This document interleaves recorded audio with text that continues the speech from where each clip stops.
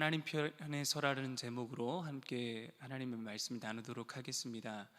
여러분, 역대기를 이렇게 가만히 보시면 그 다윗 왕에 대해서 이야기를 할 때 다윗의 좋은 면만, 그래서 다윗의 그 범죄한 사건을 쏙 빼놓을 정도로 우리아의 이 아내 밧세바의 이름조차도 우리아의 아내 밧세바가 아니라 암미엘의 딸 밧수아라고 이제 이름을 기록한 것을 보면 다윗의 이 좋은 면만 부각시키려고 하는, 그래서 다윗 왕의 이 시대에 하나님의 영광이 얼마나 이스라엘에 충만했는지 나타내고자 하는 역대기 기자의 마음이 있다는 것을 계속해서 함께 말씀을 나눴습니다.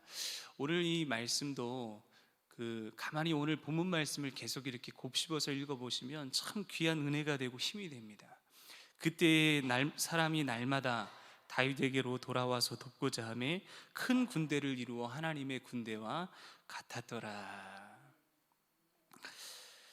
역대상 12장은 다윗에게 사람들이 이렇게 모이는 장면들이 나오고 또 누가 어느 지파에서 누가 모였는지 이렇게 나오게 되는데, 여러분들 잘 아시겠지만 지금 이제 다윗 왕의 어떤 지금 배경을 살펴보면 다윗을 쫓아갈 어떤 그런 형편과 처지가 안 되거든요. 왜냐하면 다윗은 여러분 현상범 중에 가장, 어떻게 보면 이 왕권을 반역한 가장 이 중대의 범죄인입니다. 그 범죄인을 쫓아간다는 게 여러분 보통 믿음의 각오와 결단을 가지고 쫓아갈 수는 없죠. 어떻게 보면 자신의 이 생명을 걸고 언제 죽을지 모르는 그 상황 속에서 다윗 왕을 쫓아가는 겁니다.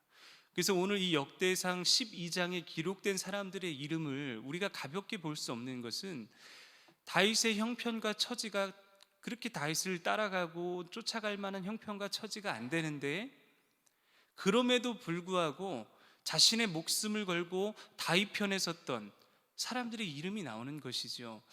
여러분, 다윗 편에 섰다고는 이야기하지만 결국 누구의 편에 서냐 하면 이 사람들은 하나님 편에 선 겁니다. 왜입니까? 다윗 왕을 통해서 보여준 그 하나님의 임재, 하나님의 함께 하심을 이들이 보았다라고 하는 것이죠.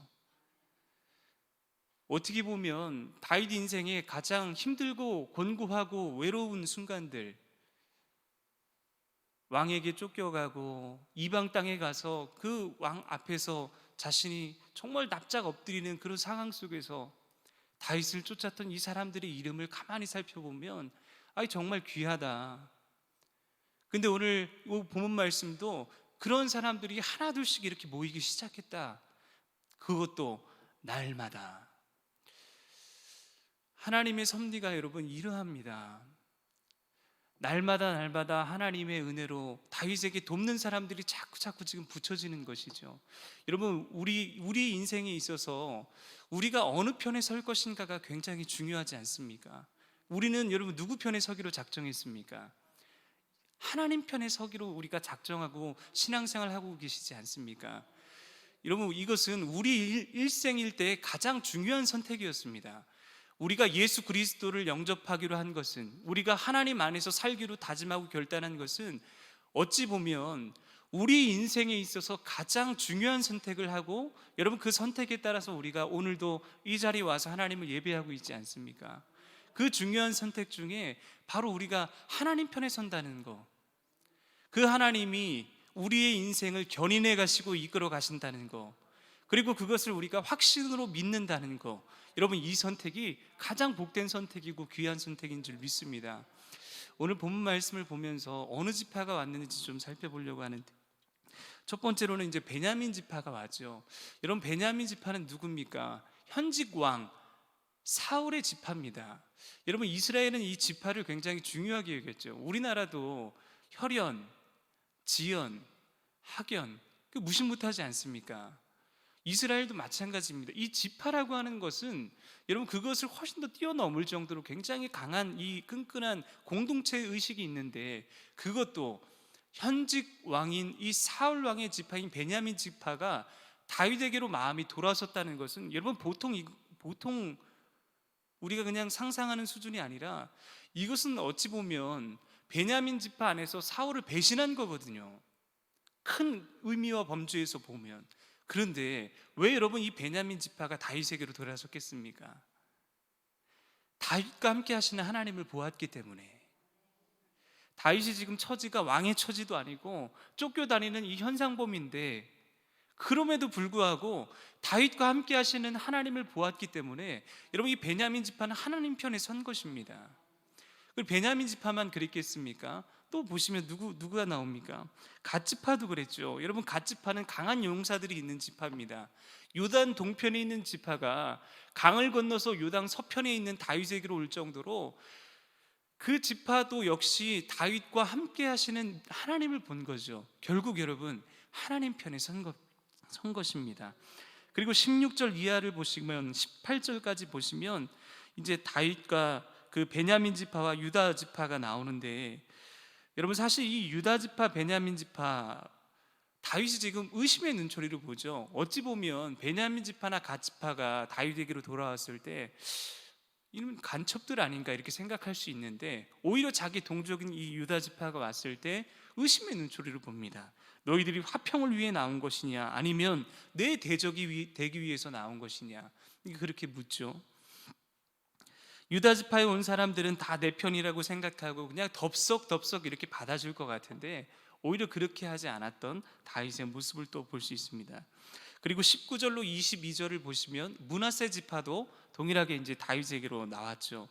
그 지파 중에 온 사람들은 천부장, 백부장이 있었습니다. 이 므낫세 지파는 다윗이 시글락으로 도피했을 때, 다윗이 시글락 공동체를 이루고 있을 때, 어찌 보면 다윗의 정말 어두운 인생에 있을 때 그때 온 그 지파들을 지금 이야기하는 것이죠. 그때 사람들이 날마다 다윗에게로 돌아와서 돕고자 하며 하나님의 큰 군대를 이루었더라. 여러분, 사실 다윗에게로 올 그런 필요성이 전혀 없죠. 왜냐하면 자신의 인생을 걸고, 또 어찌 보면 만약에 발각되고 혹시 이 사울이 발견해서 쳐들어오기라도 한다면 어떻게 보면 자신의 목숨을 걸고 다윗을 따라갔던 사람들인데 다윗에게로 올 필요가 없는 겁니다. 그런데 다윗에게 왜 왔겠습니까?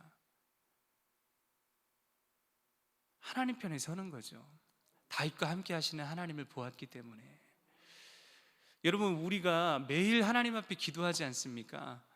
또 저와 여러분들이 또 기도 제목을 가지고 하나님께 나아가고 있는데, 가만히 우리의 기도 제목들을 면밀하게 살펴보면 대부분의 기도가 하나님, 내 편 좀 대주십시오.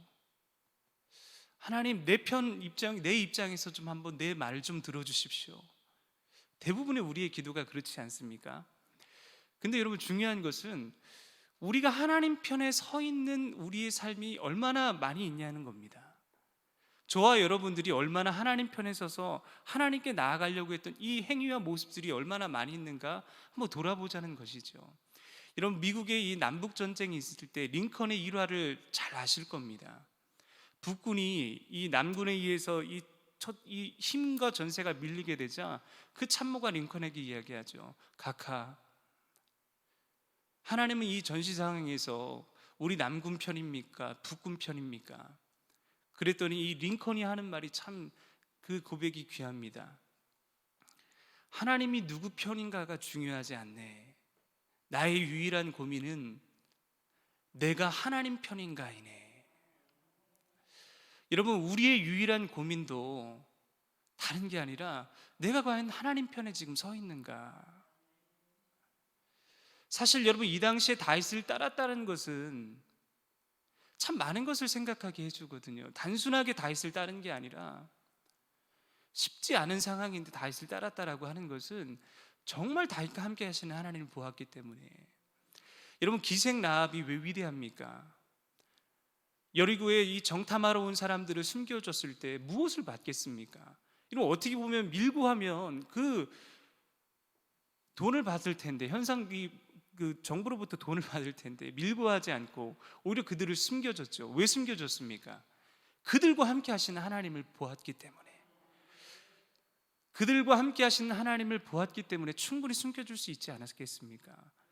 결국 그러니까 나중에 여리고가 무너질 때, 여리고성이 함락될 때 그녀와 그의 가정은 구원을 받았습니다. 여러분, 우리도 이런 영적인 눈이 있기를 간절히 축복합니다. 우리가 하나님 편에 서는 게 중요합니다. 하나님이 내 편이 되시는가가 중요한 게 아니라 먼저 우리가 하나님 편이 서 있는가. 여러분, 다윗도 다윗도 자신의 인생에 있어서 늘 하나님 편에 서려고 노력했던 사람입니다. 시편이 여러분 그것을 이야기하고 있지 않습니까? 다윗이 늘 하나님 편에 서려고 했던 거. 곤고할 때, 마음이 괴로울 때 하나님 내 편 좀 대주십시오가 아니라 하나님 제가 하나님 편에 서겠습니다. 그 시편 23편의 고백은요, 다윗이 내가 하나님 편에 서 있다라는 고백이거든요.